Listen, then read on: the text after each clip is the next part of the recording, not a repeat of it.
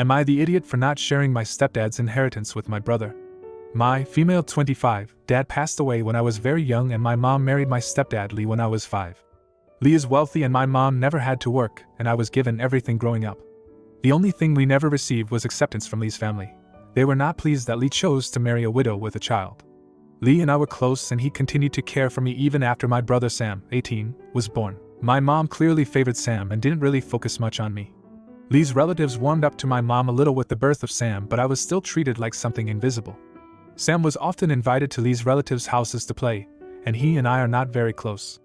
I decided to go to university overseas and Lee gave me enough money that I didn't have to work or worry financially.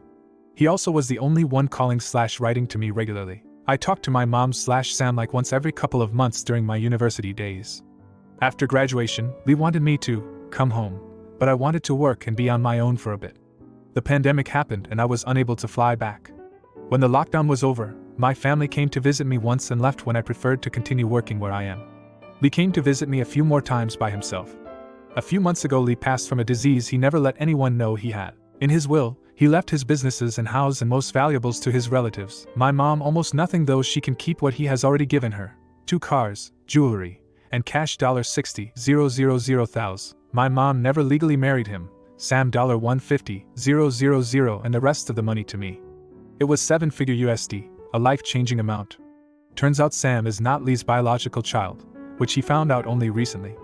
My mom and Sam were mad, of course, and demanded that I share money with them. I said I'm willing to put the money in some low-risk investments, and we can split the gain. Not good enough. They want at least 25% each of what Lee left me. I argued that it's not like they are left destitute. Sam can still go to a good university, if he cares enough for further education, and my mom has enough money to get her own place, and the investments will give us all long-term incomes. They called me greedy and planned to take legal action, but Lee's relatives told them that they could make my mom and Sam's lives very difficult if they tried to give me a hard time and go against Lee's wishes. I intend to do as I promised them, splitting the gains from the investment with my mom and Sam. I won't let them touch the money Lee left me though, because I don't trust them to not go through that money in just a few years. Am I the idiot? Now for a few comments before the update. Not the idiot. You aren't his biological daughter, but the daughter he chose. Splitting the gains is already nice from you. But don't give your mother too much, otherwise she will pay a lawyer to sue you. Comment 2. Not the idiot. Keep the money you inherited, and do what you want with it. And please talk with a tax advisor for your country before proceeding with your plan to split the gains from the investments. Remember that because those investments will be in your name, you're likely the one to be liable for the taxes on those gains. Now for the update. I talked to a lawyer. I told her my plan to continue living overseas and that I planned on going to low contact with my mom and brother. She said I should set aside money for my mom and brother in the form of a trust fund. They will be paid X amount per month, the dividend from low-risk investments, but can't touch anything else. I don't trust them both with a huge amount of money, so this way they will always have a steady income in their lives. I know this is against Lee's wishes, but I just need to take care of them this last time. I already have a will set up that everything will go to charities. I make decent money at my job, so I set up a will a while back. My family knew this when everyone visited me that one time. Sam still has a year of school before university, so he should still be living with my mom in the meantime. My mom has a room in a high-rise that Lee gave to her a while back, so they should be fine with a place to live. I plan to support Sam's university expenses. He's not academically inclined, but in our culture he will definitely be pushed to go to university. I'm still working with my lawyer to see how that can be without having to get too heavily involved. As to why Lee never found out about Sam, my mom is mixed race while both of her children's fathers and Lee are the same race. Sam and I look like her, so it's hard to tell. Don't know why Lee decided to investigate after all this time. He was to blame for Sam being spoiled, too, with how much he had been letting Sam spend over the years. My mom is 10+ years younger than Lee. Maybe that's why she had the affair. She has a university degree, so she can find a job if she wants. Her jewelry should be worth near 6 figures though, so there's always that. Lee's relatives took his intentions seriously. Ever since Sam became more problematic in his teens, the relatives tolerated him for their blood connections. Now that he is not, my mom and Sam are instantly in their bad book, I guess. Once this mess is more settled, I'm thinking of asking my workplace for a relocation. A change of scenery should be nice. I like my job, so I think I will continue working, but maybe my vacations can get a little more extravagant from now. Thank you. Comment 1. You're the idiot. Your selfishness is appalling. Despite being raised with privilege and given everything by your stepdad, you refuse to share even a fraction of your inheritance with your own family. Your mom and brother deserve better treatment from you. Money isn't everything, and your lack of empathy is truly disturbing. You should be ashamed of yourself. Comment 2. The money was willed to you. You are under no obligation to share it with anyone, least of all to those who only think they are entitled to have it. You are already being generous with your plan of giving them a part of the proceeds from investments in order to support them. It's not your fault if they continue to think that they deserve more and choose to be disappointed with what you give. So think nothing more of it and live your life to its fullest. Now, for the next story. Am I the idiot for abandoning my siblings? I, 17, female, am the oldest of 3 living with my 2 siblings, 14 female and 10 male, and our mother. Our father left when my brother was born, and afterwards we moved states closer to family for help. Since then I've been helping my mom with raising my siblings the best I can. We've had family come over to help when I was busy and my mom was at work, but for the most part it was just the 4 of us. When we moved, I was placed back in school as soon as I could be.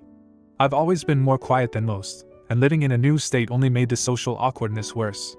But eventually, I met another girl around my age, and we started to become good friends.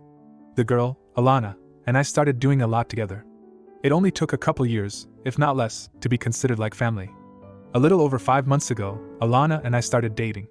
We took it very slow, and kept it to ourselves. Last month when we hit 5 months, she convinced me to tell my mom.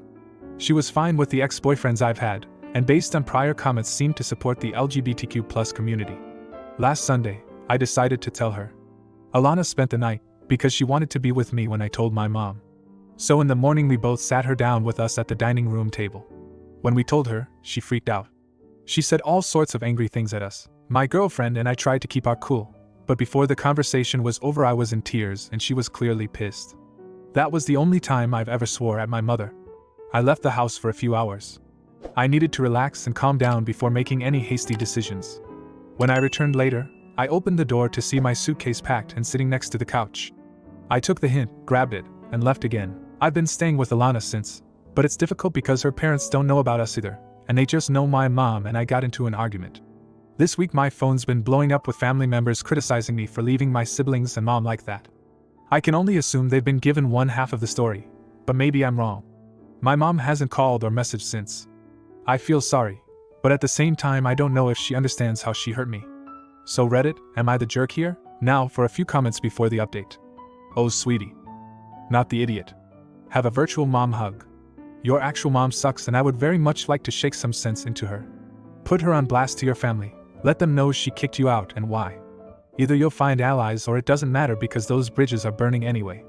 If your school has a GSA, reach out to the teacher sponsor, they should be able to direct you to help. Comment 2, not the idiot. Any parent who packs a suitcase for a 17-year-old just because they aren't straight is the idiot. Now for the update. Firstly, I called my father. Our relationship is strained, being separated and not seeing each other often, but he's made it to some of my bigger events since the divorce. Double digits, sweet 16, mostly birthday stuff but sometimes other things. He never wanted us to move away, just felt he couldn't handle a 3rd kid at the time. I digress. I called him, and it went to voicemail. I found myself crying into the phone as I relived the past 2 weeks, but I made sure to word it as, "Mom kicked me out because I have a girlfriend."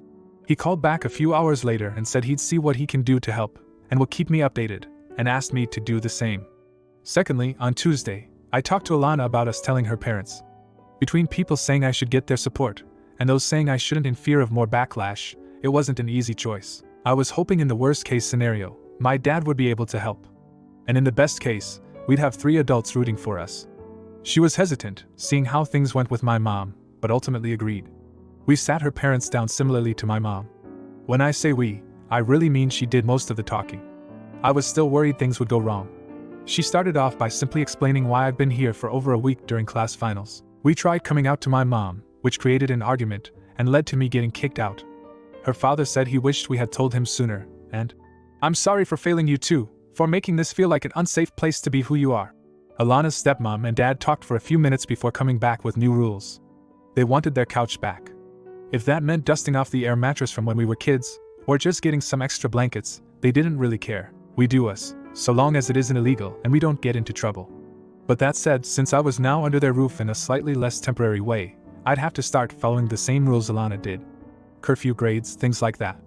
All of which I agreed to. Her parents are going to take us back to my house today. I want to give my mom another chance. I mean, I don't get how you can just walk away from someone after your entire life. I'm either going to get the documents I need, or my mom back. In the latter case, I still don't know if I'm going to go back to sleeping there quite yet. I'm still hurt. After talking to my sister, she understands and would rather me stay away if needed. My brother's a little confused, but says he just wants us all to be happy. Thank you all again for your overwhelming support and advice. Comment 1. OP, you should not go back to that awful place except to grab your stuff. You deserve so much better than Biomom. Your girlfriend's dad gets that and is trying to make his home safe and accepting for you. Take it and run. You will be a massive idiot to yourself if you move back in with Biomom. Comment 2. OP, please listen to the other posters. It's not safe for you back there. Please stay away and stay safe.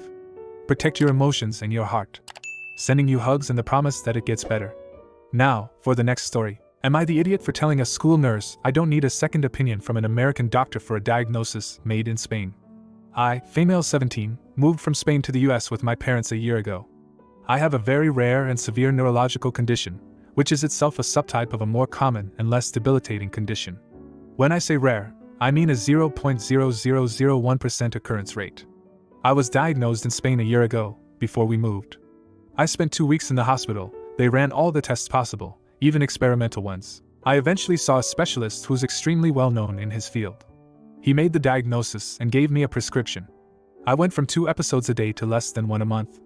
Now for the issue. A week ago, a new head nurse was hired at my high school. As an at-risk student, she asked to meet me. When I started describing my situation, she interrupted me, saying, "I know, name of the more common condition, cut it short." Since it's on a whole other level in terms of gravity and rarity, I still went ahead and described it. She interrupted me again and said, "This diagnosis is very unusual. Are you sure about it?